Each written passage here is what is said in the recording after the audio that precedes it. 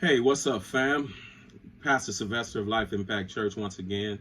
Hey, listen, I hope by now for many of you, you're beginning to feel like family, a part of the family of Life Impact Church, or at least like a part of the tribe of Life Impact Church. Whether or not you are a guest for the first time, I want you to know that that's my prayer, that you would feel like a part of what we are doing, because I want you to know that what we are doing, we're doing with you in mind. With that having been said, let's get to today's segment of Words from the Heart. Today, I want to talk to you about the subject of double vision, and I want to use the narrative of Joseph that's found in Genesis chapter 37 through chapter 50.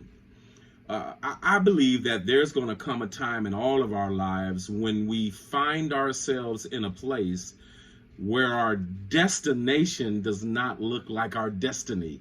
In other words, where we are does not look like the picture that we've seen of our lives, or the scene that we've seen of our future. I want you to know that this is a common thing, that when you are on your way to destiny, you're going to find yourself in places that seem strange or foreign or against the narrative that you would have chosen for your life. But when those things happen, understand that God always shows you the end from the beginning.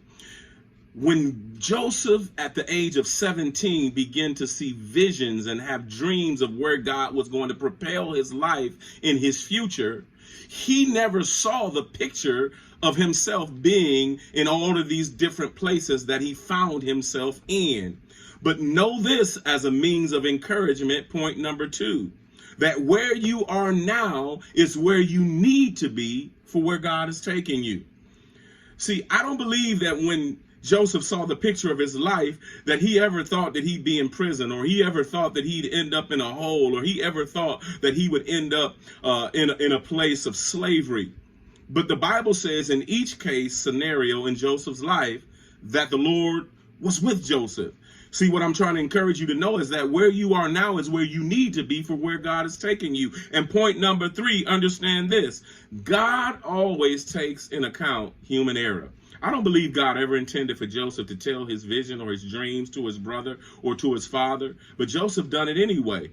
But because of their envy, because of their hatred for Joseph, because of, the Bible says, because of his words and because of his dreams, they are the ones that put Joseph in that position. And what the Bible says, that Joseph in the end says, what you meant for evil is what God meant for good. God takes into account human error, and he uses that to get you to where your destiny is. Final thing, understand that even if you don't have a vision, a clear vision for your life, that God has a plan, that God has a vision. Even if where you see yourself now is not, you're not sure about that's the plan that God has for your life. Jeremiah 29:11 says, God says, I know the plans that I have for you, a plan to give you a hope and a future and an expected end. Listen, be encouraged, everybody. I'm Sylvester McKenzie, pastor of Life Impact Church. Be blessed.